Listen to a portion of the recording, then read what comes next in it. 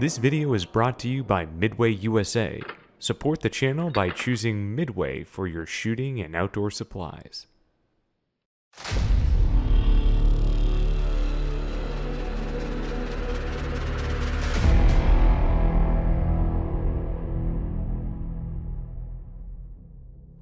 Ready? Yeah.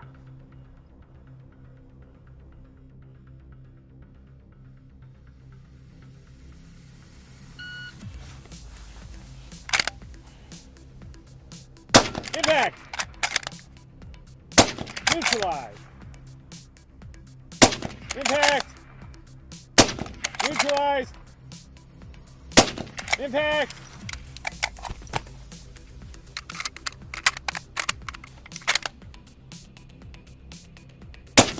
Neutralize! Impact! Neutralize!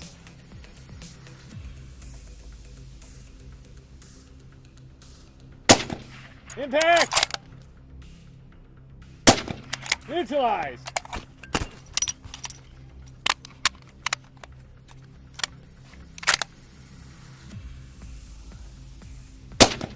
Impact! Neutralize! 3 point. Impact! Neutralize! 3.5.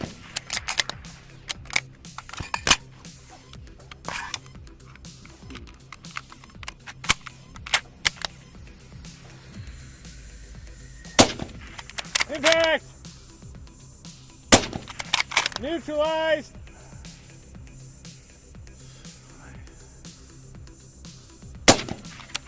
Impact! Neutralize! 6. Mirage is setting in.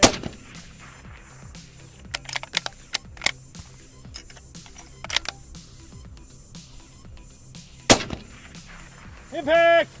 Oh, man! Nice. I did an emergency load on that last one to get the shot. I should not have, because I already ran dry on the mag, and I did have one miss at the 500 that I should not have had the miss on. But still, I think one thing that we could see is just how buttery smooth that action was. I started on the worst magazine that I have. One of these magazines, because this was a police trade-in rifle, so it has been used to death. And one of the magazines that I had, in the very first one, you'll see that I was actually struggling a little bit slamming those rounds in.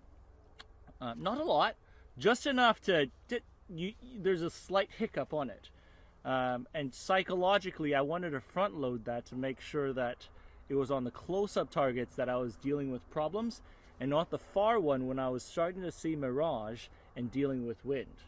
So just a little bit of the mentality that I was going through as I was trying to clear this one. But I was excited to run it. It was good stuff. We'll see you guys on the debrief. They've said that snipers commit an act of ungentlemanly warfare. Well, guilty as charged, Your Honor. I hope you're enjoying the show thus far. Shows like this, they're brought to you by Slate Black Industries. But most importantly, we're supported by the patrons of Patreon and Utreon. That's right, this lovely group of men and women, they support us financially, intellectually, but most importantly, emotionally. So today I'd like to invite you, come, join us, become one of us. Together, we'll set our sights on the future development of small arms. But if you cannot, that's all right. We completely understand. We'd be just as happy if you were to leave us a comment right below. But for now, let's get on with it.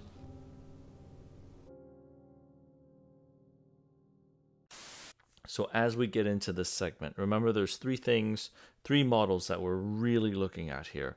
the Accuracy International AE, which is what you saw shooting here, the Accuracy International AW, the Arctic Warfare, and also the Accuracy International Chassis System, the AICS. Now, there's two components you can look at to designate which one of which it is. Maybe three, but two components that we could look at. The receiver shape and the charging handle and cocking handle. We could also look at the bolt head. Now, typically, the Accuracy International Chassis System is just the chassis, meaning it's just like the stock area of it. And you drop a Remington action on it. So if you see a Remington action, despite it having a chassis that looks like an AE, it's a Remington action on an Accuracy International chassis. What we're talking about here, what we just shot, is the AIAE. So if you look at the cocking handle and you see the Accuracy International cocking handle, which is like a little crooked rod with a ball on the back, that's a clear Accuracy International rifle. Now, the difference between the AE and the AW, just at first glance, you look at the receiver. If it's an angled receiver, then that's an AW, Arctic Warfare. So that's a militarized version, the military version. If it's rounded on the receiver and it has a little crooked cocking handle, that's an AE. Now, the other thing to look for is also the bolt head. However, because later generations of AEs actually had the same AW bolt heads, that gets a little bit more convoluted. So early AEs had that teardrop-shaped bolt head. Anyways, so that's how you distinguish between the Accuracy International AW, which is a military version, the AE, which is the law enforcement version, and the Accuracy International Chassis System, the AICS chassis, which is a Remington or an aftermarket action dropped into an Accuracy International chassis. So those are the ways of telling the three main variants of these Accuracy International products of the era. Welcome into the debrief. That was the Accuracy International AE, and Henry, you just put up by far one of the best bolt gun run that we have had on the Speedway course. Now, granted, we've not shot a whole ton of bolt guns on the Speedway, but that was nearly flawless. You looked like you were just running on rails. Everything was like butter. Even when you had the miss on the final target, that emergency reload just boonk. It was beautiful. Really well done. So, that's how it looked. Talk us through how it felt. How was shooting the AE on the Speedway? I mean, it felt exactly how it looked. It's an Accuracy International. It's like when you drive cars, when you get to a certain degree, like if you get into like Porsches, BMWs, you expect a certain degree of quality and craftsmanship that goes into it, and therefore you expect the degree of precision, the degree of reliability, and operator comfort. Quite frankly, Remingtons will get the job done. I think we've demonstrated that on this channel. Your Remington 700, it will work. It's like a pickup truck. It will work to the very end. But Accuracy Internationals, there's a degree of finesse and craftsmanship there that is just not the same. I mean, now there are some other differences between AI and Remington. But again, we need to remember this is, okay, there's a degree of cost that is also associated to the Accuracy International. You're right.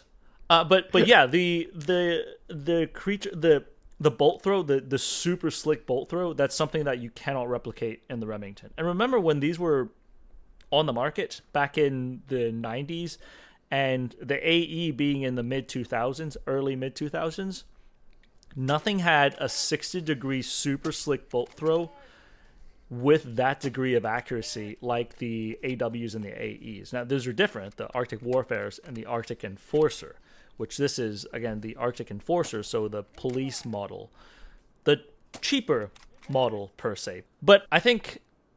Well, Henry, why don't you walk us through what some of those differences are, but even moreover, let's go through the history of the AI line and its progression. Walk us through how we get to the AE model. Now, what if we talk about some of the performance that we've seen on screen, and then we get directly to the history? itself, because the performance comes from some of the historical development of it, in my opinion. Sure, perfect. Take us away. As a shooter, as I was going through it, remember my scope that I was using was that US optic. It's like that old US optic that only has a mil cross on it. There's no tree in reference to it. So stepping it out, again, we're going to 725, which no big deal for 175 grain 308s. Pretty standard N118 LR load for the AI. Now, I did have an error at the 500. I shot too high. Remember that? That was an elevation judgment call. I put it on the wrong hash. Quickly corrected, but put it on the wrong elevation. The second error that I had was a wing call error at the 725, which I shot it. I spotted the miss, quickly dumped an emergency load in there, chambered it, and shot the second round off. The rifle itself, as far as the whole cycling, it's a super fast, super slick action.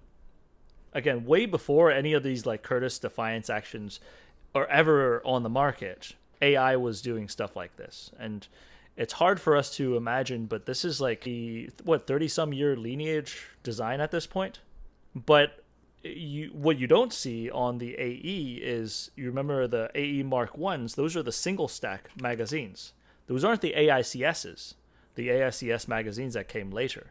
So this is right before the AICS was adopted. And so my biggest issue here, much like the Remington M24, was making sure that I was on my reloads, making sure that I knew when to reload on that fifth round. And so 5-round magazines, unfortunately, I am limited to managing my ammunition consumption a lot more, which I ran clean out and I had to dump an emergency. But, having no bolt stop, it was a quick throw and I was straight on target and able to use my last call. Which I guess this is a good point if we're talking about some of the differences that the AE and the AW had and how it translated into the performance, right? So yeah, so you mentioned straight away right there the magazine capacity, but then also the lack of a bolt stop in the magazine. Mm-hmm. There are some subtle differences between, well, not so subtle for like collectors or enthusiasts, obviously, nerds. It's not very subtle to us, but to most people, like if you brought this thing out, they would just recognize, oh, it's an AI rifle, and you could see the crooked bolt with a super slick action, 60-degree throw, high degree of accuracy. Like those are the characteristics of an AI that you would expect from the AI-AW or the AI-AE. The AI came from the PM at the very beginning, which was the original rifle that was developed with the SAS and went into trials, designated as the L96. That is actually not in Arctic warfare. The L96 was not. What became after that was the Arctic warfare. It went into trials with the Swedish government, which it was tweaked in order to have some Arctic warfare capabilities. And that particular rifle turned into the flagship rifle of Accuracy International, the AW. The AW had the typical AW model, and then the AWM, the Arctic Warfare Magnum, which is what we know now as the L115, A1, A2, and those are the rifles that are still currently in British service. So these older 308 Accuracy Internationals, however, especially the Arctic Warfare, was very expensive. And they're even more expensive now because they're discontinued, right? But back then they were top of the line. Pre-collectible, right? Pre-collectible nature, they were just extremely expensive, high-performance rifles. And again, I mean, think of it this way, though. This was in the 2000s. So you're competing with, like, Remingtons. These, like... Back then, the SSG 3000 was on the U.S. market, but people didn't really think of that as, a high-end precision rifle because SIG was competing with Remingtons. And then you had the AI-AW, which was like, I think it was like a $5,000 or $7,000 package in mid-2000s money. And so, like, a lot of departments, like police departments, like they can't just like drop that. I mean, that's like without an optic. They can't drop that money without an optic and be able to justify it. And so Accuracy International was looking at like picking and choosing some of the best attributes of the AW and putting it into a like cheaper model for departments to look at. And so they lower the mag cap and turn it into a single stack magazine. The chassis is still largely the same, but it's not glued to the receiver, the action. So bonded is the word that they use. It's not a bonded action. And that bonded action for the AW is like needed for military durability. But they retained the bolt design to where there was a 3-lug bolt, 60-degree throw, hyper smooth action. They came out with the AE's bolt, which was a sort of like a teardrop shaped bolt, and it was only a 2-position. It was a safe and a fire position. The chassis is largely the same. The skins with the polymer plates on the 2 sides that you would recognize in green or black, which if I'm rolling footage right now, it's probably a black AE at this point, because at the very beginning, this was when I was buying that. I bought the AW and we were like swapping the black and the green skins around to kind of play with the different colors. So the skins are interchangeable between the AW and the AE. So the chassis design is actually very similar. It's just not bonded. And the barrel, of course, is from the same source. So the barrel is essentially the same, except the AE has a bolt that locks it in, whereas the AW, you could quickly just stick an action wrench in the receiver and torque everything out. It's user serviceable, essentially, all of these things. And so Accuracy International at this point had come up with a line of top-of-the-line premium sniper rifles that were mass-produced, but could compete with the degree of accuracy that a lot of these custom rifles in the States or elsewhere in the world, these custom rifles that required bedding, that required custom tuning, all that type of work was able to put out. And this was on a mass manufacturing scale.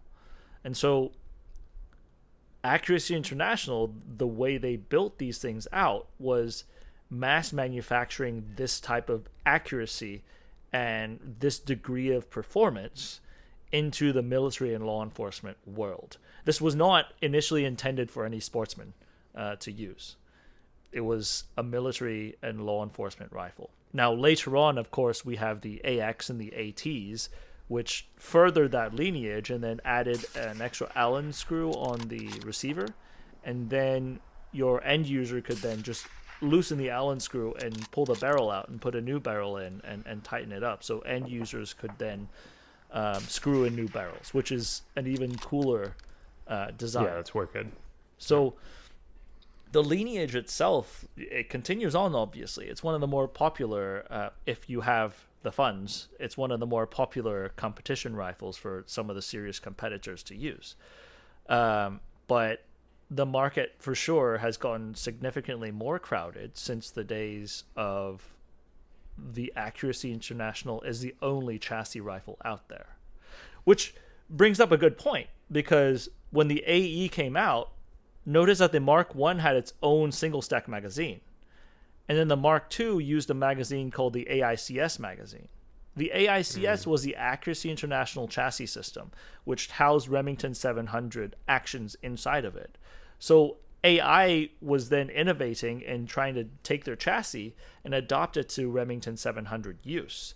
And so people who bought a Remington 700 can then remove it from the stock, screw it into the chassis, and get that same degree of modularity with Accuracy International and use detachable magazines. Those magazines were the AICS magazines, which turns into the standard precision pattern magazines that we use nowadays. That's the Accuracy International pattern. So Are those chassis systems, Henry, the AICS chassis system, are those some of the original, if not the original chassis systems that were brought to market for at least to the U.S. market for bolt guns? Yeah, that's the original chassis design. So I mean, AI was one of the original chassis rifles to begin with. And so that's just them adopting their product with the Accuracy International action, the AEW or the AE action, adopting that same chassis into the Remington rifles. That's all it was. And for a while, it was very popular. I mean, it's still the Mark 13 Mod 5, the Naval Special Warfare rifle, sniper rifle. That I don't know if you've seen it. It's got a stainless barrel, and it's a Remington 700 housed in an FDE AICS chassis, the long action chassis. That's become quite an icon, but yeah, that's exactly the employment that they were trying to do, because remember, this was the era. If you look at my Remington 700 5R, it has a detachable magazine, but you needed to get the bottom metal fitted to your stock, and that bottom metal allowed a magazine to fit in. Now, the chassis, the magazines that fit into those bottom metals are AICS magazines.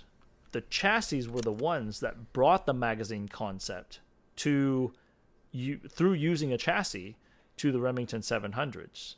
And you had, at that point, if you had a 2.0 chassis, it was a folding stock chassis. You could have a folding stock AI chassis that used detachable magazines.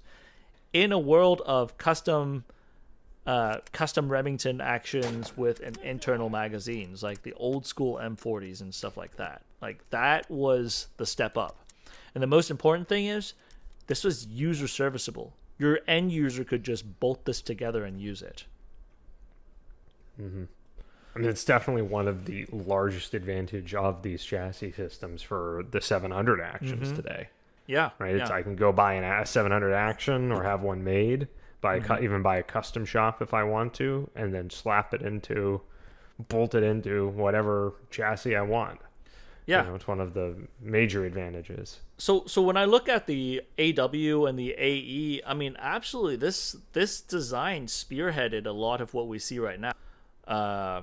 Most people are also developing chassis to run with their systems, but if you trace the lineage, the AW and the PM, and by extension the AE, these are the original chassis rifles that were mass produced to bring that degree of shooter comfort and precision to law enforcement and military, and being able to maintain that rigidness and reliability for duty use. That's what you see, and you can see the results right here. Yeah. How much of what we're doing with a rifle like this on Speedway or even on Practical Accuracy is sort of stretching the rifle into an area that, well, doesn't make a whole lot of sense for its application? I mean, it doesn't, but then at the same time, like, I would say, let's look at the comparison to the same period rifles, right? We've published the M24 on Speedway.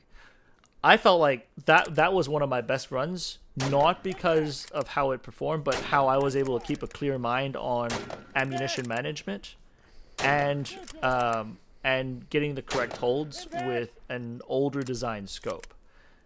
Now, it's hard to believe, but the AIs were from that same era as the M24. And if you look at the technology involved, the M24 requires you to bed that thing.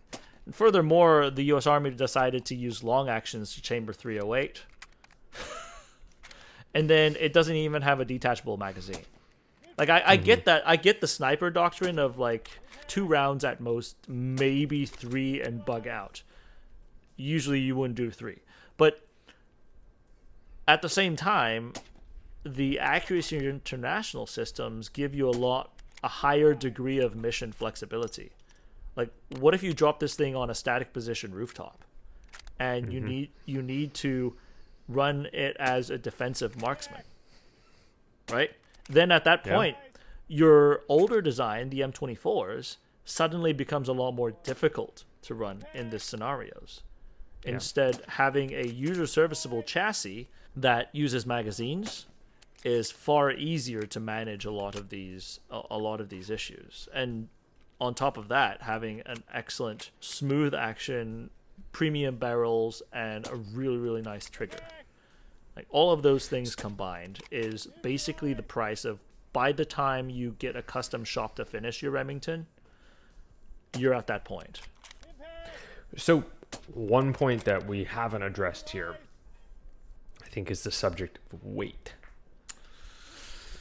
They The are heavy. AI AE is a heavy, heavy, heavy girl. It's a pig, and it hasn't gotten lighter either. I mean, you would think like So through how do the- you balance those things? Obviously, like the weight is very good in many respects from a standpoint of precision, right? In terms of having a stable platform, in terms of absorbing recoil, letting you see where your impact is going a bit easier, but also being freaking heavy to carry.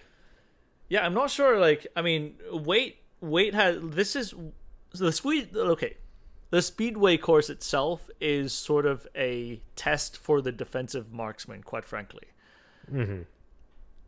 Weight is actually a plus in a course like this, Right. because then you have lower recoil and you have a more stable rifle. It's easier to aim, easier to keep on target. When it comes to transportation, on the other hand, I would say the AI system had a folding variant before anybody else did, which was pretty incredible for transport, but it still didn't do anything about the weight. I mean, it's a heavy system.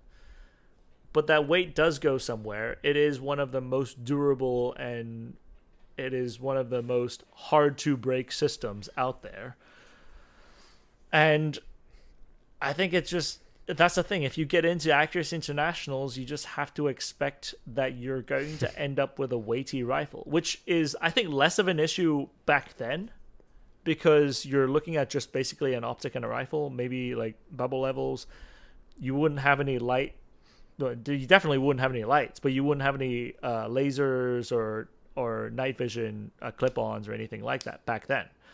But then during the GWAT, that sort of kicked off, and we started getting AI started using. They made the night vision bridges, and you could, of course, always have the bipod options. Nobody really.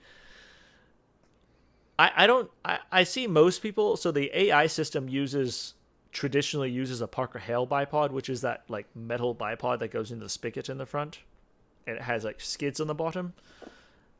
I see even AI prefer to use Harris bipods back then. But again, when it comes to us, when you're talking about a heavy rifle, I actually like running those with Atlas bipods, like what we run typically as one of the two. And I feel like the Atlas bipods support that weight a little better than Harris bipods, despite it having, being a little slower. I think that's one thing that also is interesting about the AI system, but was very quickly sort of phased out, was the spigot bipod, the QD bipod in the very front. By the time it got to when the AEs were around, I think a lot of people just preferred to use the sling stud and clip a Harris bipod onto the front and just run it with a Harris. Yeah. What is that? What you were running on this run, or no? No, You had the you had the BT. It was a custom, like the little spigot thing replacement part that you see in the front. That was a custom aftermarket replacement for me to clip a QD B&T bipod into the front. So basically it increased the distance for the bipod, which is great for a defensive rifle because I got a really long bipod to buttstock length, and it gives me a lot more stability in that aspect. But yeah, I mean, it just pushed everything farther out, and it basically took up the footprint of a Parker Hale bipod, but it was way more rigid and it was more adjustable than the Parker Hales, because those are really long and it raised your rifle a lot, and it was difficult to get into a shooting position. Whereas the B&T, it was shorter in the front and you have more adjustability in order to work with different terrain. So that is not an OEM system, but in my opinion, one of the best upgrades to stuff like an AE versus a Harris bipod, which is fine, but I like this one a lot more. Well, with that said, there is your history lesson on the Accuracy International platform. Josh, And these its speedways, many variations. These speedways, we're not supposed to get into history, but the nerd in me, I can't help it. But I mean, I guess at this point, I mean, we've probably flashed enough stuff along the screen that people know we have an AW in stock too, right?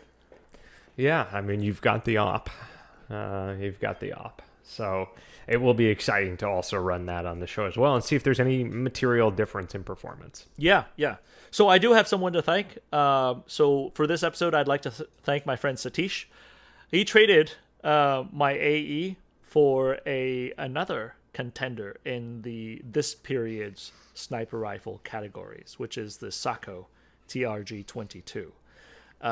Literally, as of today, just got on hand. So let us work through the initial load up and put everything together. So be patient, but just know that you guys have some classics like the actual AW, the Sako TRG-22 and the Sako TRG-42. Did I say too much already? We've got a lot of nice things coming up for you guys to enjoy. Oh, yeah. Stop leaking. Stop.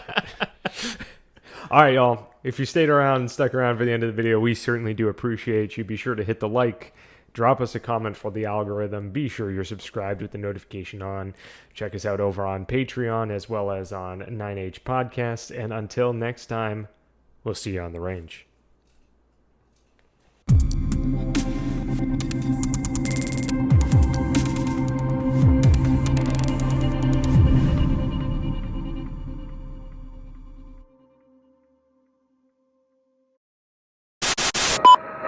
This is Steel Knight 6, 4 Vic, 8 packs, Redcon 1, green to green. How copy, over? Steel Knight 6, this is 716, roger, over. 1-6, Steel Knight 1, 1 pack, green, green, over. This is 716, roger, over. 1-6, Steel Knight 2, 1 Victor, 2 packs, Redcon 1, over.